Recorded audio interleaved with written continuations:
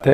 इमाम अबू हनीफा रहमतुल्लाह अलैह के एक शागिर्द थे, उनका नाम है इमाम मोहम्मद बिन शेबानी रहमतुल्लाह अलैह। बहुत बड़े इमाम थे। जब वो कोई फ़िक़ही मसला हल करते ना तो एक बड़ी खूबसूरत जुमला बोला करते थे।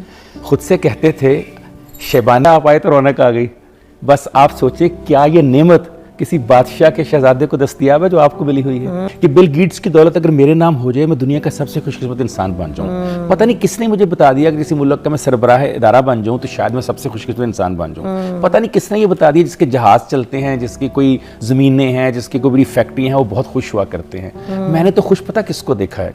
अभी मैं आ रहा था आपके पायलट के साथ, यकीन कीजिए 4 मजदूर बैठ के सड़क के ऊपर नाश्ता कर रहे थे। मैंने उनसे ज़्यादा कहके लगाकर नाश्ता करते हुए किसी को नहीं देखा। दोनों दूसरे के हाथों पे हाथ मार रहे थे। इससे ज़्यादा खुशी कहीं हासिल नहीं हो सकती। मैंने देखा एक वालिद अपने 2 बेटियों को अपने मोटरसाइकिल के आगे बिठा के लेके जा रहा था और दोनों बच्चियां बाप की शरारत करी थी, छेड़ रही थी उसको। इससे ज़्यादा खुशी कहीं हासिल नहीं हो सकती। मैंने देखा एक बच्ची को उसका बाप कॉलेज छोड़ने के लिए जा रहा था और वो बच्ची अपने बाप के दोनों कंधों पे ऐसे उसने मोटरसाइकिल पे हाथ रखा था जैसे कहती पापा तुम हो तो सब है। इससे बड़ी खुशी कहीं हासिल नहीं हो सकती।